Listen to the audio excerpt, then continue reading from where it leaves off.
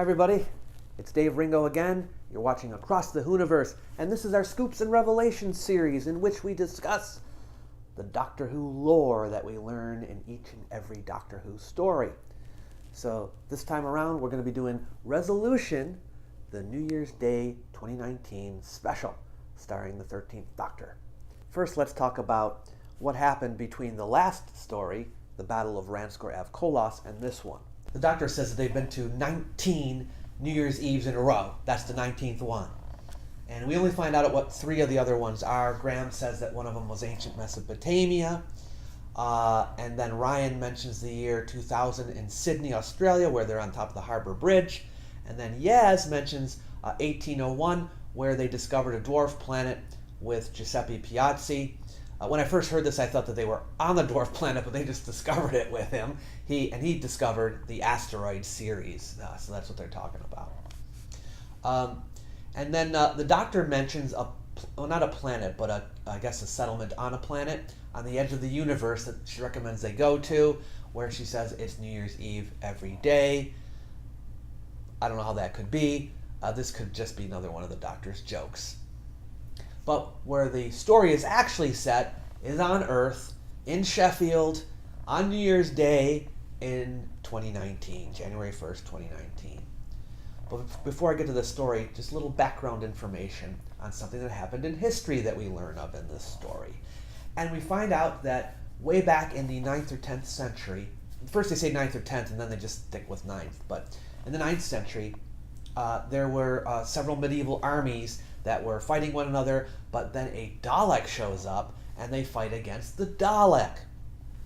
And after they defeat the Dalek using their wits, they burn its casing apparently. There were 3 custodians that were assigned to take the 3 parts of the Dalek, take the Dalek in 3 pieces, I guess you could say, to 3 different parts of the Earth. Siberia in Russia, Anuda Island in the South Pacific. And the 3rd custodian actually gets killed before he can carry out his task, and the 3rd part of the Dalek ends up under Sheffield City Hall. And that's where the archaeologists in our story are digging. Okay. Oh, by the way, these custodians founded a monastic order called the Order of the Custodians, and they were in charge of making sure that no one ever puts the Dalek back together, I guess. They also seem to be interested in finding the 3rd part that wasn't in the proper place. I guess they want to put it where it's supposed to go or something like that. And they're the ones that hired the archaeologists in the story to find it. And but they don't tell the archaeologists this. They tell the archaeologists that they're looking for Alfred the Great, which actually was a lie. There's also another company, a weapons research company called MDZ that is looking for the Dalek parts because they just want the weapons. So they're kind of in it, but they don't play a very important role in the story. Now you may wonder, how is it that humans were able to defeat a Dalek back in the 9th century? I mean, come on, Daleks are, look how the Dalek behaves in this one, and a whole army can't defeat it. So, but the Doctor explains it this way. She says about humans, I've seen them in action. They fought off so many things, including the worst of their own people. They're really stubborn. She says to the Dalek, humanity bands together, vanquishes you, and buries you for centuries. She's trying to scare it, but apparently that's what happened. The archaeologists, by the way, accidentally revived the Dalek by putting it under ultraviolet light. So I guess we learned that ultraviolet light activates the dormant creature, brings it back to life. Oh, and here's an interesting thing, right?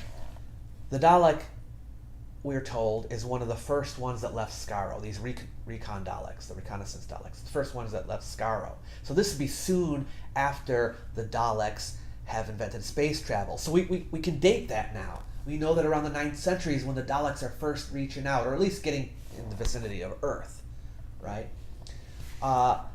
And that helps us also to date Genesis of the Daleks. Genesis of the Daleks must, therefore, take place prior to the 9th century. Which makes me think of something. Aha! I looked up in Lance Parkin and Lars Pearson's book, A History. It just came out, Volume 1. When did they date Genesis of the Daleks? Because they try to date all the Doctor's adventures in here. So let's take a look, shall we? I already know the answer, but I'm going to show you. So they have the birth of the Daleks, genesis of the Daleks, in the year 760 AD. That's the 8th century. So it fits. Worried a little bit that they'd have to revise their whole book again just because of this episode. But no, it still fits. Where do they get the year 760? They have a question mark next to it, meaning they're just guessing. Here's what they say in the footnote. The dating of genesis of the Daleks in this chronology is derived from the TV Century 21 comic strip. So they actually get it from the comics. I'm not exactly sure how they worked it out, but it isn't from TV.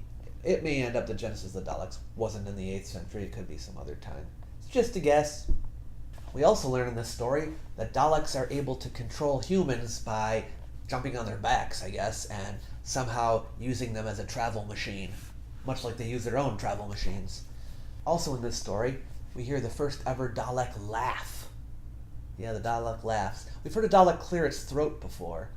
Kind of hem and haw before, but not laugh as far as I know. If I'm wrong, please let me know. But we also learn why this story is called Resolution. It's not resolution of the Daleks, it's resolution of the Doctor, because the Doctor says, here's my New Year's resolution, I'm coming for you, Dalek. Hence the name of the story. And then UNIT is mentioned in this story. And we're still using the name Unified Intelligence Task Force, which I don't prefer, but there you go. And the Doctor tries to call them up because she wants their help. Now, Chris Chibnall, he doesn't really want UNIT in the story, so he temporarily disables them, you might say. But the Doctor calls the UK security helpline, and she gets a woman named Polly. They make a little joke of that. And she says, get me Kate Stewart at UNIT. But Polly says that actually UNIT operations have been suspended pending review. But Polly says that all UNIT operations were put on hold, which shows it's temporary, following financial disputes and subsequent funding withdrawal by the UK's major international partners.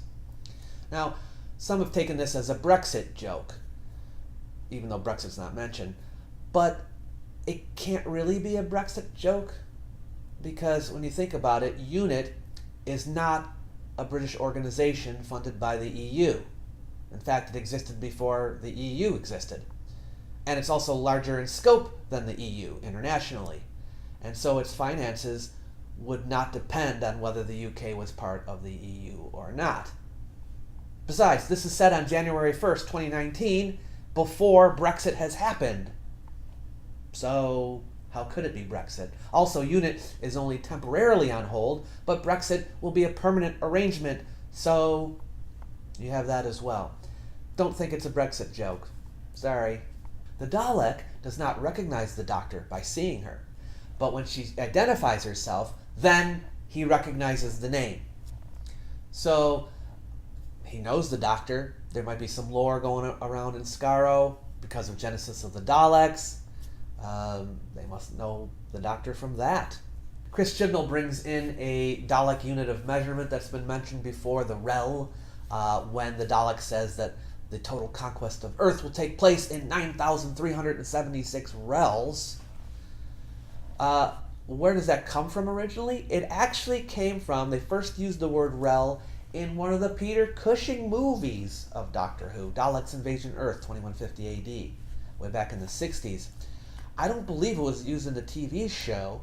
They had it in the comics after that, but it wasn't until Doomsday in the RTD era that RTD brought the rel back, or into the show. And then in Evolution of the Daleks, it was established to be 1.2 seconds long, 1 rel. So that means when he says 9,376 rels, that means about 3 hours and some change. So now you know. The Doctor makes a brief mention of the TARDIS not being designed for short hops, which would help explain why it's not entirely controllable. And then the Dalek is defeated by a microwave, kind of. The Doctor says that they copied how the Dalek was defeated in the 9th century, but they're using a little bit better technology. They're using a combination microwave oven. And she says the primary and secondary coils of transformers going high voltage, low ampage to low voltage to very, very high ampage. I don't really understand all that, but that apparently is how they burnt out the Dalek. So anyway, those are some of the things that I learned from Resolution. If you think I missed any important part of Doctor Who lore or history, please let me know in the comments section below. There's not another new episode of Doctor Who coming for a while, about a year, but I will be going back to some old stories and doing scoops and revelations on them, so stay tuned for that. If you haven't subscribed yet, I encourage you to do so. Until next time, this is Dave Ringo. Safe travels in time and space.